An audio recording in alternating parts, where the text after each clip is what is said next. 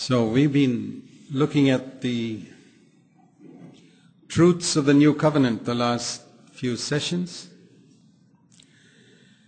And we've seen how in the early chapters of the New Testament there is such an emphasis on different aspects of the New Covenant.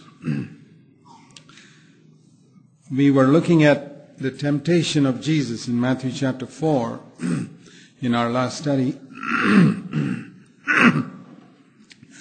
And here we see in the last temptation,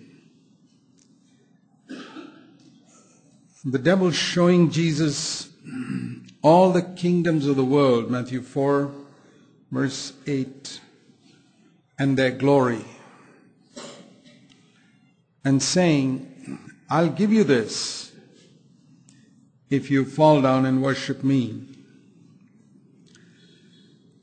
And if you turn to the parallel passage in Luke chapter 4, you find he says there in Luke 4 verse 6, I'll give you this because it has been handed over to me, and I give it to whomever I wish. So if you worship me, I'll give it to you. So what we learn from that is that there is a glory in this world, of the world, which is very attractive. It's so attractive that it's a temptation. And it's all in the hands of the devil.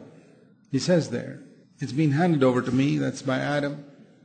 When Adam sinned, he gave it all to the devil. And the devil says, now that it's mine, I give this glory of the world to whomever I wish.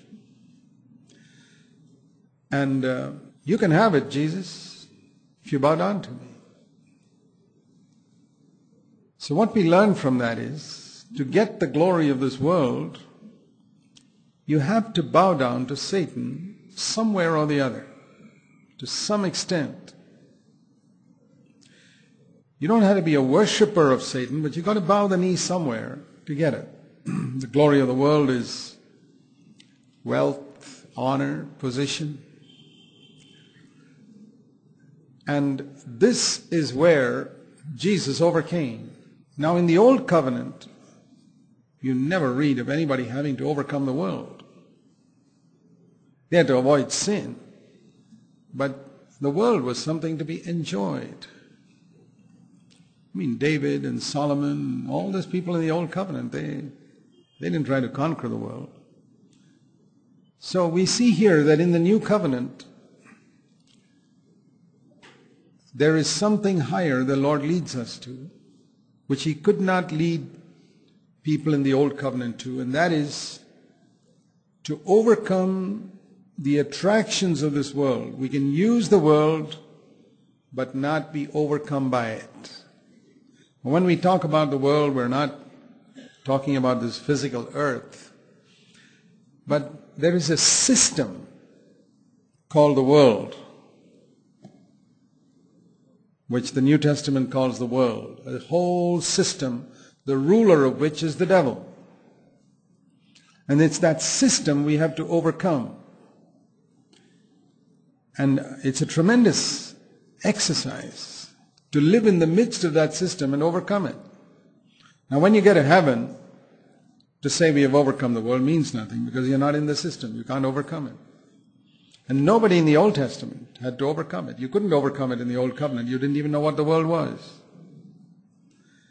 One of the marks of a New Covenant Christian is that he knows what this world system is. And he's determined not to let it rule him.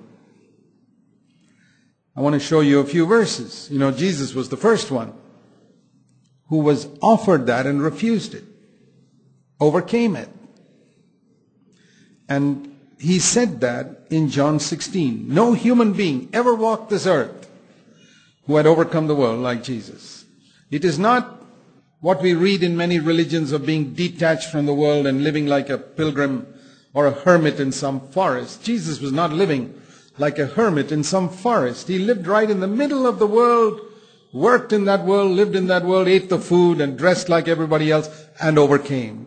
That's what he's called us to. He's not called us to live in a monastery or a convent, lock ourselves up in. Sometimes Christians sort of, confine themselves to a little ghetto, separated from the rest of humanity and say we've overcome. No, Jesus lived right in the middle of the world and overcame it. It's like a ship in the middle of the sea, but not one drop of the sea gets into the ship, because you know what happens if the sea gets into the ship, and the ship drowns.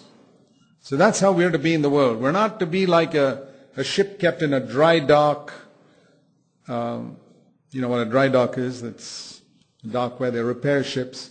There's no water there. So for a ship kept in a dry dock to say, I'm watertight, means nothing. So God hasn't called us to live like ships in dry docks, but ships right in the middle of the sea. That's why He wants us to work in a secular world. And I think people in full-time Christian work who are pastors and preachers should have had some experience of the secular world if they are to preach about it. You see, that's the tragedy with a lot of Christendom today, is that a lot of preachers and pastors have come straight out of a Bible school into a pulpit. They've never had one day's experience of living in a secular world, surrounded by the pressures of this world, so they've never overcome it. So what are they going to preach from the pulpit? A whole lot of theories. That's why Jesus never called an apostle who was not doing a secular job. Every apostle He called was someone who had been doing a secular job. He knew that, and He called them out to serve Him. So it's very important. Don't, some of you may be finding it difficult in your place of work and say, I'd like to run away from all this and serve the Lord. Well, you're not going to be able to serve the Lord if you don't serve the Lord right where you are. It's like saying, I'd like to get away from the sea and get into a dry dock so the water doesn't come into me. Well, then you don't conquer anything. You got to conquer it. And Jesus is our example there. And He said in John 16, verse 33, the last part of that, He said, take courage. I have overcome the world. No human being ever said those words before Jesus said it. It's distinctively new covenant, to overcome the world. And when a person has no understanding of the new covenant, then he's taken up by the world. Even preachers. This whole prosperity gospel that we hear being proclaimed today, it's 100% of the world. Preachers and everybody else. Jesus said, don't seek after those things which the Gentiles eagerly seek for. What do the Gentiles eagerly seek for? A lot of money, position, power, better house, better car. When you seek out for all those things instead of the kingdom of God, then you know that you're seeking what the Gentiles are seeking. And what a clever thing the devil has done to get preachers to encourage Christians to seek what the Gentiles are seeking for eagerly. Jesus overcame the world. And He says in Revelation chapter 3 and verse 21, He says, if you overcome, then you can sit with me on my throne exactly as I overcame and am set down with my Father on His throne. So we see here that Jesus overcame something. And we know from John 16:33 that what He overcame was the world. And He overcame the ruler of this world. He said in John 14 verse 30, the ruler of this world comes and he's got nothing in me. That means when Satan comes, he can find nothing of the spirit of the world in him. No love of money, no love of honor, no love of position, no love of the praise of men, or for power or glory or anything on the earth. Once they wanted to make him a king, he ran away and said, no, I'm here to be a servant.